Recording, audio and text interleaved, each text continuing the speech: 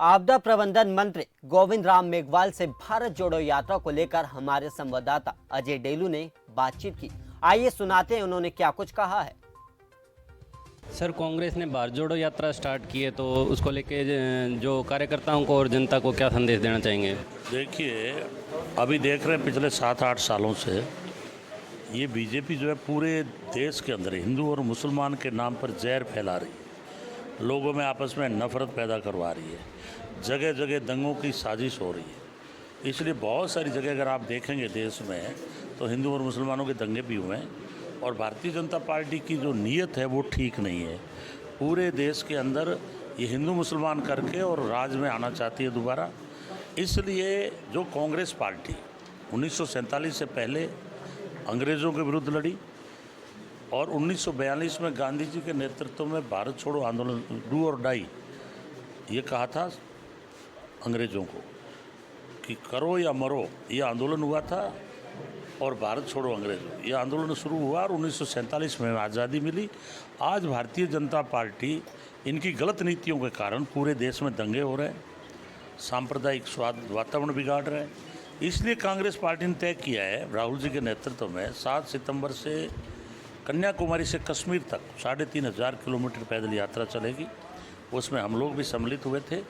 इस यात्रा का जो मूल उद्देश्य है वो ये है कि भारत में सब जाति और धर्म के लोग भाईचारे से रहें, एकता में रहें। जैसे अंग्रेजों के विरुद्ध लड़े थे वही भारतीय जनता पार्टी के जो नेता जहर पैदा कर रहे हैं, इनके विरुद्ध में आंदोलन करने की ज़रूरत है। इसलिए राहुल गांधी जी ने पैदल यात्रा वहाँ से शुरू की है। हमारे हज़ारों कार्यकर्ता पैदल चल करके और पूरे संदेश देंगे, पूरे देश के अंदर प्रेरित करना चाहते हैं कि हम जाति और धर्म के नाम पे न लड़ करके और हमें सब भाईचारे से रहकर हमारे देश का विकास करना है।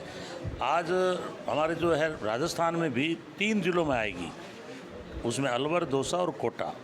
मैं स्वयं जो है प्रदेश का कोऑर्डिनेटर हूँ। इसमें हम 21 दिन पूरे हमारे प्रदेश के अंदर ये यात्राएं चलाएंगे। हमारा मकसद एक ही है कि जो 60-70 साल के अंदर हमारा देश का जो विकास हुआ है, आज जो आपको सड़कें दिख रही है, नहरें दिख रही है, स्कूल दिख रही है, ये सब आज़ादी के बाद में जो कांग्रेस की सरकार रही उसकी देन है। भारतीय जनता पार्टी 7 वर्षों में आकर के जहर पैदा किया है, अच्छे दिनों का झांसा दिया। हालत ये होगी कि आज किसान 700 किसान शहीद हो गए कृषि कानून के विरुद्ध में। 378 दिन आंदोलन चला। राफेल जो 500 करोड़ थी ये 1600 करोड़ में लेकर के आए।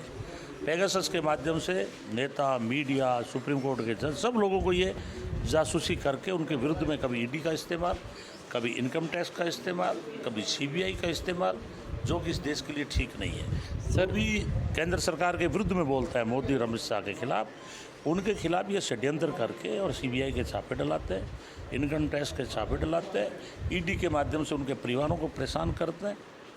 इससे सारे देश का माहौल जो है बिगड़ चुका है। आज ईडी का और इनकम टैक्स का पूरे देश में भयंकर आतंक मच चुका है और ये सारे जो हमारी संस्थाएं हैं इनके ऊपर आरएसएस के लोग काबिज हो गए हैं। संवैधानिक संस्थाएं, रेलवे, बीएसएनएल, एयरपोर्ट, बैंक, ये सारे इन लोगों ने बेच दिए हैं। उससे जो है हमारा जो रोज़गार है वो ख़त्म हो गया है। इन्होंने घोषणा की थी 2 करोड़ को प्रतिवर्ष रोज़गार देने की। आज हालत ये है कि 5-7 साल में, ये 7 साल के अंदर मात्र जो है 2-5-7 लाख लोगों को ही रोज़गार दे पाए हैं। रोज़गार इन्होंने चौपट कर दिया, संवैधानिक संस्थाएं इन्होंने बेच दी, बैंक सारे इनके सहयोगी लूट के विदेशों में भाग गए हैं। हज़ारों करोड़ रुपए लूट करके नीरव मोदी, विजय माल्या, ललित मोदी, मोइल चौकसी ये लेकर के विदेश में भाग गए। इससे हमारे बैंक खोखले हो गए हैं। इसलिए प्रजातंत्र कमज़ोर हुआ है, संविधान को जलाया गया है आरएसएस के द्वारा। इससे जनता में भयंकर गुस्सा है।